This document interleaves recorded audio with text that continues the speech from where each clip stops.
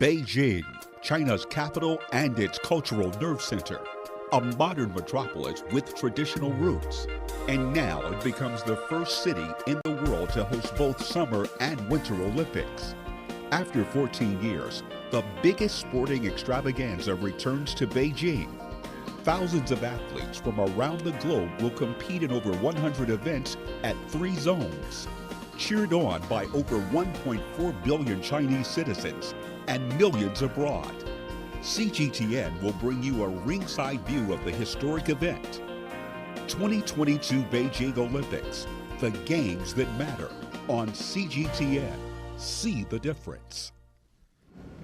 Hello and welcome to the Olympic Express. We're coming to you live on a moving bullet train. I'm Serena with the CGTN.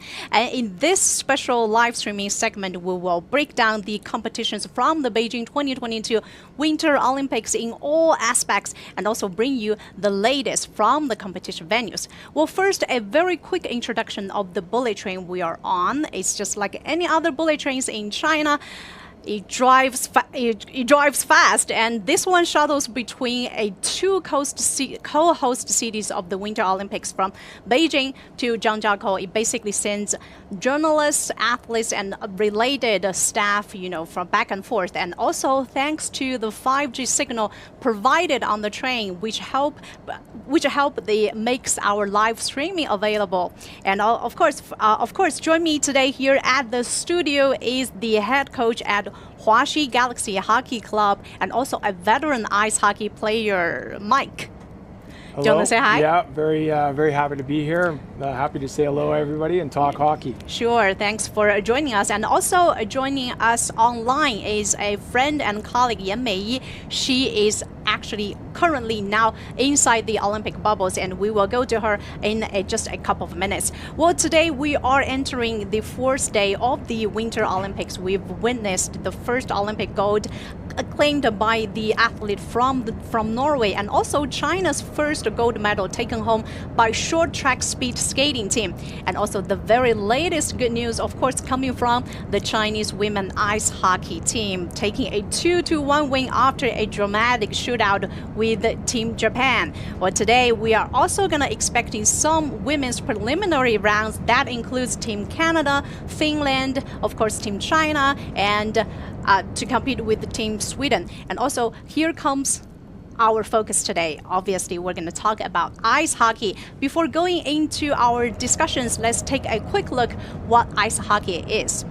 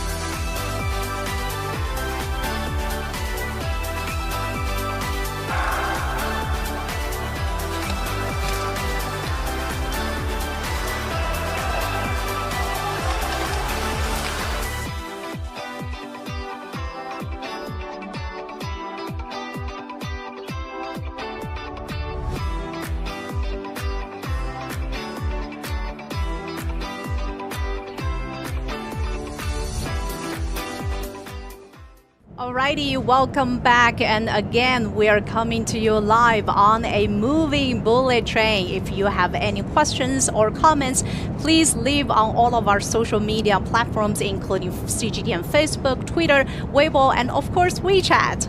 Okay, Mike, thanks again for joining us today live on this 5G studio on the moving bullet train. I know you watched the ice hockey game last night, so how was it? Actually, it was a great game. So very happy for Team China. I mean, the win yesterday is a huge success. So right now they're maybe a win away today from going to the quarterfinals. So for China overall women's hockey, it's a huge, huge win yesterday. Yeah, although ice hockey is already very popular worldwide, but it's still new here in China, right? So can you give us a basic introductions or any sort of highlights you would say coming out from last night's game? Well, first off, the excitement, you went right to the finals if you saved the game. So we went through regulation time, 60 minutes, which is 5-on-5. They went into an overtime, 5-minute period, some 3-on-3 hockey, and then into the shootout where China was able to get the game-winning goal. So you saw actually an entire game there yesterday, and it was an exciting win for them. So it was great to see. Yeah, and then because the game yesterday, that puts Team Japan into the quarterfinal. Yes. And that puts Team China into... Well, they're I think right now ranked third, so they're just one win away, or a couple other scenarios happening from going into the quarterfinals as well. So for the first appearance in the Olympics for the China women's national team, that's a huge success already. Yeah, that's outstanding, right? Yeah, it's a huge success story already. Okay, and then now let's go to my colleague Yan Meiyi, who is currently inside the Olympic bubble, and she happens to witness the game at the side yesterday. Yan Meiyi, are you here? Hi, how are you guys? Good. How are you? You look absolutely good to gorgeous. See you. Thank you. Even so with your right mask now, on. Actually, so well, we have to keep this on for now just to be safe. Even though sure. I'm actually in a cabin right now, like you guys are in the studio, but right now I'm in a sleep rest cabin. It's actually located in the basement of the main media center, which is the MMC. It's for media outlets to work together, and just in case you get tired and your hotel is a little bit far away, you get to rest in this cabin, and I thought it'd be quiet here, so that's why I'm doing the live cross with you here. I see. How's the experience so far? It's honestly great. Like I talked about 2 days ago on the live, I feel safe here. The environment is great. The volunteers, of course, I have to mention them. They're so nice to everybody. They always have a smile on. They can direct you when you get lost. So honestly, I feel safe. I feel I know where I'm going, and I know where I'm at. So that's great. Okay, so let's move into the games then. You were there at the site, literally. I'm sure you will be super excited, were you? Yeah, it was actually a very exciting game. The fact that the ladies that went to shootout, and our goalie Zhou Jiaying did an amazing job. She blocked all the shots, and she also did great during the game as well. And the environment there was great too. Everybody was very excited. The audience are cheering everybody on overall, and the men's team were there too. So overall, it was a great environment, and everybody was excited about the game and the win too. Yeah, and I know both you and Mike are sort of like, I can call you guys, both of you guys, expert in the ice hockey, and we know we're expecting another preliminary rounds tonight, which is Team China versus Team Sweden. Yeah. So I'm gonna go to Mike first. What's your expectations for today's game? Well, again, this is a big game for China, but even a bigger game for Team Sweden. So Team Sweden must win today. Because if they want to have a chance to get into quarterfinal play, they need to get a win today. So all the pressures are on them. All pressure right now is on Team Sweden. Yes. So Team China has again played very well, and they've gotten better over the last 2 games. Yeah. So how about you, Meiyi? Are you gonna watch the game again today? And I totally agree with Mike that maybe the first game they were a little nervous. It was most of the girls' first Olympics, and but they're competing with top tier players like Pauline from Canada, which was the flag holder of the opening ceremony. So, playing against such great players, I bet the girls are nervous for the first game, but I think now they're slowly getting the hang of it, and they're slowly getting better. So I'm really excited to watch the game tonight, and I can't wait to see how the girls perform. And I know since you are actually at the site, have you talked to those girls? Like how do they feel, and what are the atmosphere there? Well, the girls are excited for sure, and I know that our team interviewed Yu Wei, who is the team captain, yesterday after the game, and she got all emotional, about winning the game, and it Yeah. was a long journey. I also got emotional watching the video. I think what they're doing is great so far, and I think they should definitely keep their heads up and continue to play like how they played in the last two games, and they'll definitely hopefully win a medal. Yeah, when you said they are like both, including you, are so emotional, Mike is sort of like nodding at the same time. Yeah, I can only imagine how they feel. I mean, it's been a long road to get here, and for them to have the success that they've had against, again, some top-ranked teams that she just alluded to. So for Team China, I can only imagine what that win meant for everybody personally yesterday, and again for the nation, especially as hockey's just a growing sport here. So that's again. Amazing win yesterday, and I can only imagine how great that felt yesterday. So now, new game today. Yeah, well, as you mentioned, because ice hockey is still sort of like new here in China. So, is there any specific athletes from Team China you would introduce us about? Well, yeah, from the men's side for sure, Rudy Ying. So Rudy, just a notable player, because he's the first Chinese player to score in the NHL. So, or sorry, the KHL. KHL, yeah. Which is the Russian hockey. Yeah, so the KHL. So, I mean, that's a, very huge accolades to him. And hopefully he can maybe do the same thing here, being the first Chinese player to score in the Olympics. Okay. So, for the men's side. Right. Mei, so Mike introduced one athletes from Team China of the men's side. How about what about you choosing one from the women's side? Which one would you introduce? Honestly, I think Zhou Jiaying did great, and honestly, she stood out so much as a goalie. The performance that she has showed us so far is great. But I can't only pick one. I feel like I gotta pick Bai Wei as well. She's such a leader in a way that she's so calm during the game, and she's managed to to control the puck and to be able to pass it directly to her teammates' hands. Like what she's doing right now, she's very mature as a player, and I think every team needs a leader like that to be able to calm the team down, and also to create an atmosphere to keep everybody together as well. Yeah, actually, goaltending yesterday for Team China was huge. With couple of seconds to go in the third period, I think there was a few breakaway or good scoring chances, quality scoring chances for Team Japan. She kept them in, and again in the overtime, a couple of good chances. So, and then in the shootout, as we said, so she was solid. So goaltending yesterday was amazing for Team China. Right. So now comes to my next question to both of you. Since the NHL didn't show up at the Beijing Winter Olympics due to the COVID or whatever reasons, so some critics are saying that would affect the quality of the game. Do you agree?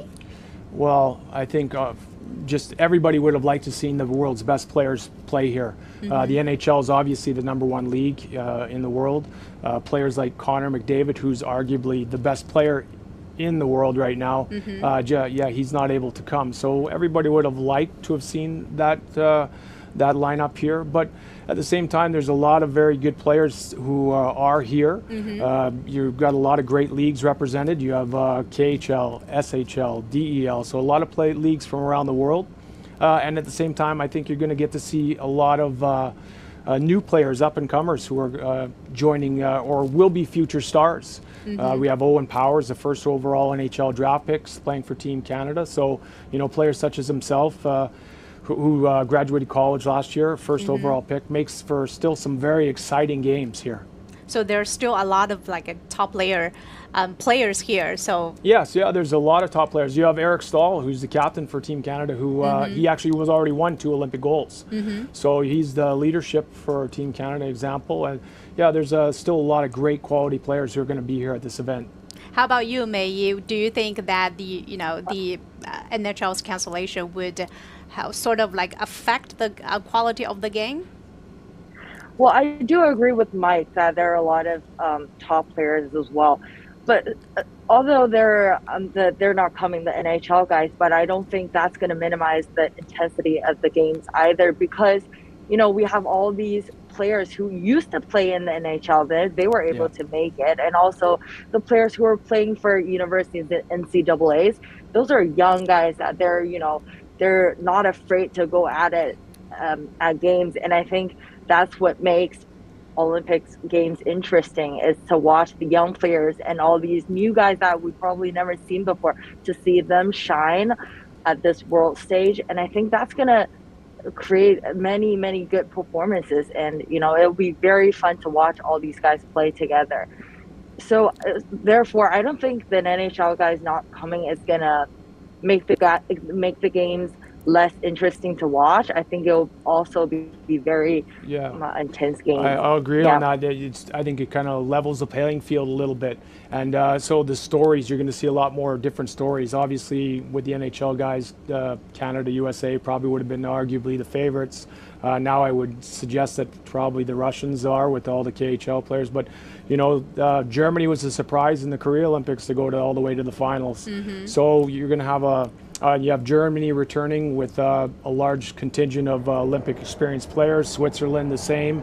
So the storylines are going to be a little different, but again, there will be some great intense hockey that's going to be played, and some, again, the behind-the-scenes stories with some of these teams and players are going to be great. Right, and at least we know, at least the Olympics will kind of like boost the enthusiasm for the ice hockey in China. I know you've been a veteran ice hockey player, and you have coached a lot of players, and you've been coaching in China for a couple of years. So have you sort of like seen or observed the trend of growing the enthusiasm for ice hockey here in China? Yeah, since I've been here, I've seen the sport grow, and actually even over the last 6 months, I've seen some very good initiatives from programming here to make the game better for young players, to increase the quality of training, so to speak, and across the country. So from Wuhan, we're started out here to Beijing to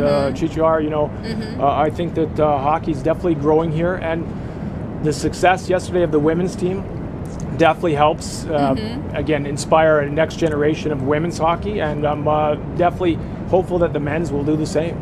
Yeah, and also a question to you, Mei. I know you've been involved with ice hockey since very young, and you moved back to China, and I think you sort of like experienced both ice hockeys in China and outside China. So do you see the difference, and do you see the development here in China for ice hockey? For sure. I started getting into hockey because my brother, who's actually on Team China for the Olympics. Oh wow!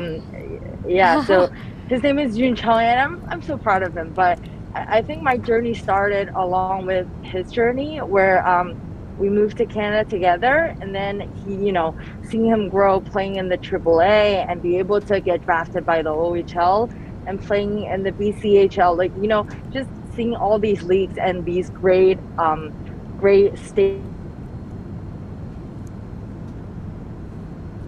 I think we are lost, Mei, but it's okay. We're gonna go back to you in just a couple minutes once we get the connection. Well, anyway, we got a couple of messages from our viewers on social media. Most of them are saying congratulations, watched the game yesterday. Go China! A lot of congratulatory messages. Well, anyway, so how do you feel so far, as we are on the moving bullet train? Well, yeah, this is definitely my first time. Well, yeah, I've been on before, but this is amazing here. But it's just all the facilities. The Olympic facilities are great, as she had already alluded to, where she's at the volunteers who've also helped put these games together. I was able to go watch Sweden-Czech play at Indoor National Stadium, and I can say the entire experience, from the time that we arrived to watching the game to the time we left, how it was organized, how it was done, it was great. So that, again, the people who've helped put this together did an amazing job of helping create the atmosphere around the games here. So very, very thankful to the volunteers who were here. Okay, so let's go to Mei. Oh, you're on, Mei. Sorry, We sort of lost you a couple minutes ago. Go ahead. It's okay. I was saying, you know, my brother allowed me to get into ice hockey and watching him to play in different leagues, you know, getting drafted by the OHL and now play before coming back to Beijing, play in the BCHL. He also got a chance to play in the KHL. I get to witness all these different leagues in different countries. And I think before we left for Canada, you know, China didn't have a lot of platforms for young players. And I think that was one of the reasons that we moved to Canada, you know, for him to play in junior leagues and play as a kid has a better platform. And now he's back at the world stage. And I think that proved that, you know, that created awareness in China as well. Now China has all these different platforms and all these different clubs for young children and for different juniors at different cities. You know, I think that's great that what they're doing to bring more people and more kids into the sports of hockey. Great, and thanks for sharing all these stories, and good luck to your brother. Thank you. Thank you, Mei. And I think the women's team. Go ahead. You know, I was also working for the CWHL, and that's where I met a lot of the girls who are playing for Team China right now. And also, you know, that was a great platform, I think, for women. And that's when I got to know more about women's hockey. And I think it's very important as well. So I just love how they're doing with, you know, different leagues and allowing different types of players to play and has a stage to shine, basically. Yes, especially when a lot of people think of ice hockey is more of like a very violent game, but however, it's not just about that. It's more about team spirit, teamwork together. Yeah, it's very much about teamwork and skill. I mean, it's a very athletic game, so it requires a lot of athleticism, a lot of quick thinking. It's an extremely fast game, but yeah, teamwork. And there's so many social values and life lessons to be learned actually just from playing the game of hockey that are beneficial to kids who to join the sport. Yeah. Well, also, Mei, do you have anything to add on? Any other exciting news to share with us? No, but I'm excited to watch the game, and I'll let you guys know how China does, and I'm sure you guys will watch on TV as well. But yeah, let's all hope for the best, and then we'll catch up later. Sure, keep us all posted, and good luck with everything inside the bubble. Thank you so much, and I'll see you guys soon. Yeah. Sure, bye. Bye. All right. That's my colleague Mei, who is currently inside the Olympic bubbles, who like sort of brought us the very latest of the game. So back to our studio. I know you've brought some basic equipment of the ice hockey, so our viewers could get to know more about this game. Yeah, well, do you want to bring it up? Sure, actually, let's start with ice hockey puck. Okay. So here you'd call it an ice ball. Yes. So, but an ice hockey puck is the universal name for it. It's right. A small piece of vulcanized rubber. Yeah. Okay, 170 grams. Okay. Okay, so you need this. So it's not that heavy. No. Yeah. But yeah, it's pretty solid. Yeah. Of course. I think it's sort of like a lost in translation, because a lot of Chinese people would call it very cutely like the ice ball. Ice ball. Yes. But if you want to be a decent ice hockey observer, you should call it puck. Yeah, it's called a puck. It's called a puck. All right. So then basic too, you'd get a pair of gloves. Oh, gloves. You know, protect your hands. So there's no special name for this? No. Just gloves? Just, gloves, hockey gloves, I guess, if you want to add to it. Yeah, I can see it's those are well used here. Yeah. Then skates. Oh, that's So these are your standard hockey skates. Yeah. So obviously required to play the game, stand up on the ice. Of course. Okay. So is it heavy? No, they're actually today they're actually extremely light. Yeah. So light so that guys can move pretty quick with them on ice. Of course. And then lastly here we add in the stick. So this is required to play the game, so you can move that puck, shoot, just like pass, your hands, score. Right? Yeah. So basic, made out of carbon fiber. It? Yes. Okay. Oh, it's pretty light as well. Yeah. So it's made again out of carbon fiber. So it's a pretty light tool, so to speak, if you want to call it that. Yeah. And very, very flexible actually too. So it can help launch that puck at pretty high speeds. Can I ask about the price? Is it rude to ask about the price? Like how much it cost for the gloves, for the puck, for the stick? Or it comes with the package? Well, no, and that's just your basic gear. For children or who want to play the game, they'd have to buy some more equipment, toque, helmet. Oh, the helmet. Yes. Things like that. But just to go out and play on the lake and have some fun, that's basic. But sticks can be sometimes a little pricey. Yeah. But skates, pretty reasonable. Depends on if you want to go high quality, low quality. I see.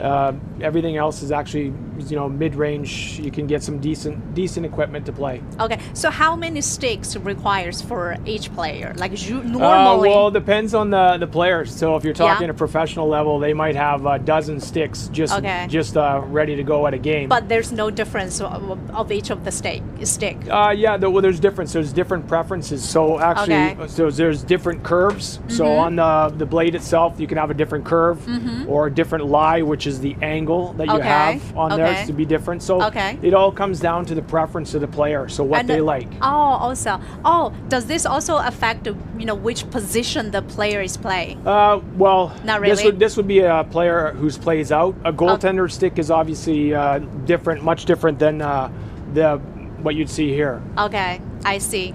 But it's those that you can get left-handed shots or right-handed shots. I see. So just what your top hand is, your dominant hand is usually the way you're going to shoot. But they're also using there's no difference in comes to the stick, right? No. Okay, I see.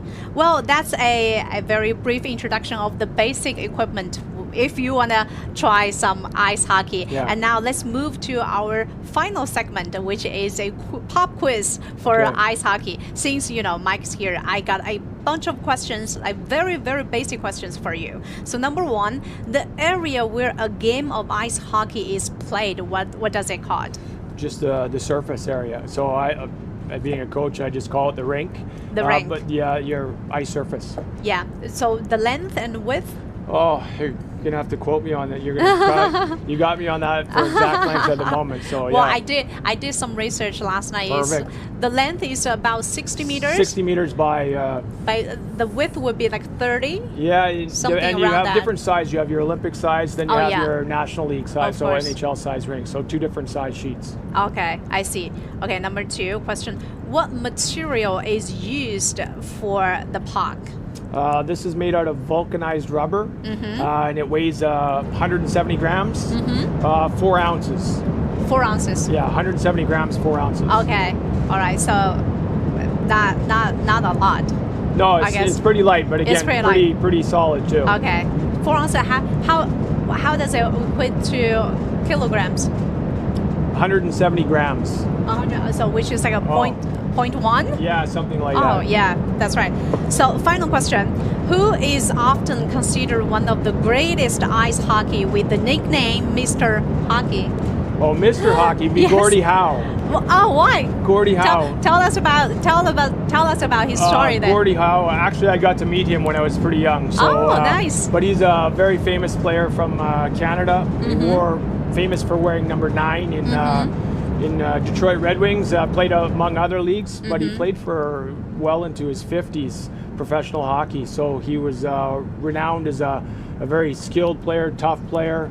So there's many stories about Mr. Hockey, Gordie Howe. But the reason why he got chosen as Mr. Hockey? Because he was everything about hockey at the time. So he represented hockey. So he was especially during the 60s, start of the 70s, he was probably one of the most famous players at that time. So everybody knew hockey through Gordie Howe, Mr. Hockey. I see. He's sort of like the ice hockey ambassador back in the time. Yeah, and he's arguably a mentor for many of the players. Wayne Gretzky, who was the greatest player of all time. Right. So Gordie Howe was a mentor for those type players. Okay, so my producer just told me that we have more comments coming in. One user said, "Can anyone let me know where to order Beijing Winter Olympics mascot? You know, the Bing Dun Dun." Yeah, very hard to come by. It's so trendy now. Yes. I feel like the whole world is looking for him. Have you seen that? Yeah, I've seen that, and actually at the game I was trying to purchase one, but you're only allowed one too. And, oh, you did. So you did get one. Yeah, I was fortunate to get one, and so jealous of you. Yeah, I got in trouble trying to get more than that, but yeah, it's only one. You're only allowed one, so yeah, very popular. You know, we've seen huge lines outside the bubbles. You know, there's a couple of like official stores for the Olympic related stuff. You can always see huge line outside, but the official came out saying that the other day it's not, you know, you won't be out of stock. It's just because of the Spring Festival, all the workers are going back home, okay. So they're sort of like, you know. Yeah, because there's a special hockey. But he was not available at that game. I would have liked to get one for a friend here, but oh really? Yeah, no, they didn't have it. And again, it was a crazy amount of people want that. Yes. Okay. Now you have your answers. Just wait. I guess. I think you can also order online. Maybe. Yes. Maybe. Okay. So, Mike, final question to you. If you were give suggestions to future kids who are interested or who are going into the ice hockey industry, what would you say? It's actually arguably, I would say, the greatest game on the planet. So if you want to have fun, you want to stay fit, lead an active, healthy lifestyle that promotes education, I would definitely suggest that parents get their kids into hockey. Ice hockey it's a great, rewarding game. That it's a game also that you can play through your whole life. Yeah. So you can play from very young age to you're very old. You'll see many people continue to play the game into their senior years and have fun. So it's a lifelong game. Okay, cool. Thank you so much, Mike, joining us at the studio here for our special live streaming segment, Olympic Express. Thank you guys for staying with us, and we will back tomorrow. Bye. We'll see 8 gold medals in 7 events up for grabs. And first of all, at 11:42, figure skating will witness its first gold medal delivered in team event at the Capitol Indoor Stadium. 1 hour later, at Genting Snow Park, in snowboard men's slopestyle final, Chinese 70-year-old sensation Su Yiming will pursue his breakthrough in his Olympic debut. And in the afternoon, 3 more gold medals will be generated in alpine skiing, speed skating, and biathlon. And in the evening, in short track speed skating women's 500 meters, newly crowned Olympic champion Fan Kexin of China will be vying for her 2nd Olympic gold medal, while her country fellow Ren Ziwei, another new Olympic champion, will compete in men's 1,000 meters final later on.